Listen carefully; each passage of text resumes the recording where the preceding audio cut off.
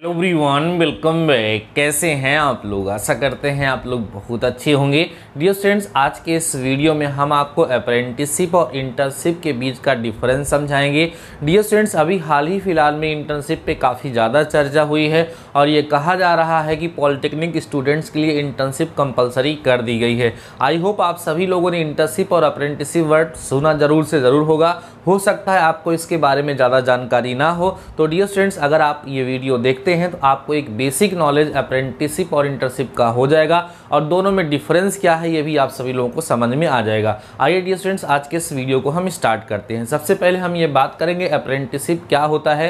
तो dear students, आपको बता दें कि इंडिया में अप्रेंटिसशिप एक्ट 1961 बना हुआ है। आपने शायद सुना भी होगा, मैं बात कर रहा हूँ अप्रेंटिसशिप एक्ट 1961। ये इंडिया में बना हुआ है, जिसके अंतर्गत ये कहा जाता है कि ऐसी कोई भी कंपनी जिसके अंतर्गत 30 अर्थात 30 एम्प्लॉय काम करते हैं या उससे अधिक एम्प्लॉय काम करते हैं तो वो अप्रेंटिसशिप कराने के लिए वैलिड होती है और उसको अप्रेंटिसशिप कराना होता है। तो ऐसी कोई भी कंपनी जिसके अंतर्गत 30 से अधिक एम्प्लॉय काम करते हैं वो अप्रेंटिसशिप स्टूडेंट्स को कराती है। अप्रेंटिसशिप करने और कराने के कुछ रूल्स हैं, जिसके अंतर्गत स्टूडेंट्स को अपना डिप्लोमा कंप्लीट करने के बाद या अपनी डिग्री कंप्लीट करने के बाद कंपनी के अंतर्गत जाकर के अपनी अप्रेंटिसशिप करनी होती है। किसी भी स्टूडेंट्स को अगर अप्रेंटिसशिप करनी है तो उसका जो रजिस्ट्रेशन है वो NATS पर ज़रूर से ज़रूर होना चाहिए। नेशनल अप्रेंटिसशिप ट्रेनिंग स्कीम है,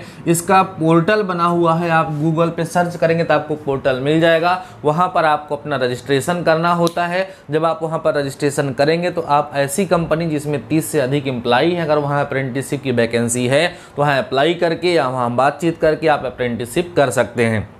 ये रूल होता है। अगर NATS पे आपका रजिस्ट्रेशन नहीं है, आपके पास रजिस्ट्रेशन नहीं है, तो आप अप्रेंटिसशिप नहीं कर सकते हैं। अप्रेंटिसशिप करते समय स्टूडेंट्स को, या आप कह सकते हैं कि जो इंजीनियर्स होते हैं, जब वो NATS के अंतर्गत रजिस्ट्रेशन करने के बाद किसी कंपनी में जाकर के अप्रेंटिसशिप करते हैं तो उसके लिए एक फिक्स वेतनमान भी है जो वहाँ पर आपको प्रोवाइड कराया जाता है। जैसे हम पॉलिटेक्निक स्टूडेंट्स की बात करें तो उनके लिए 8000 रुपीज़ इस समय गवर्नमेंट की तरफ से निर्धारित है। अर्थात आप जब किसी कंपनी में अप्रेंटिसशिप करते हैं तो 8000 पर मंथ आप सभी लोगों को वहाँ पर दिया जाता है।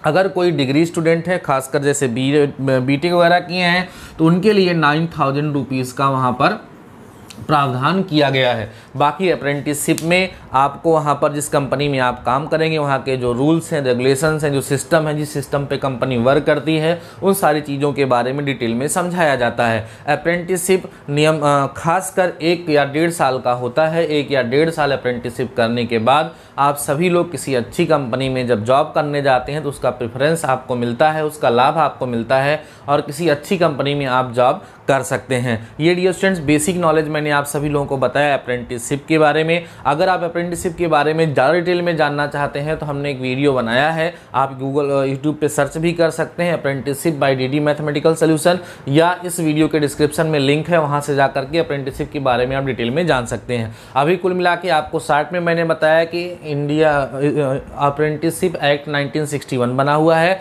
जिसके अंतर्गत ऐसी कंपनी जिसमें 30 या 30 से अधिक कर्मचारी काम करते हैं वो अप्रेंटिसशिप कराती है।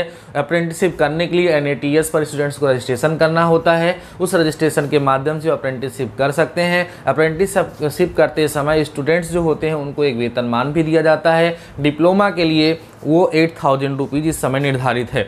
अब हम बात करते हैं डियर स्टूडेंट्स इंटर्नशिप की। इंटर्नशिप क्या है डियर स्टूडेंट्स? सबसे पहले आप ये जान लीजिए कि अप्रेंटिसशिप जो होता है वो डिप्लोमा या डिग्री कंप्लीट करने के बाद करा जाता है, या आप कह सकते हैं फाइनल ईयर का एग्जाम देने के बाद करा जाता है। आपके रिजल्ट आया हो या ना हो, उसके बाद जो है हम लोग अप्रेंटिसशिप के लिए अप्लाई कर सकते हैं।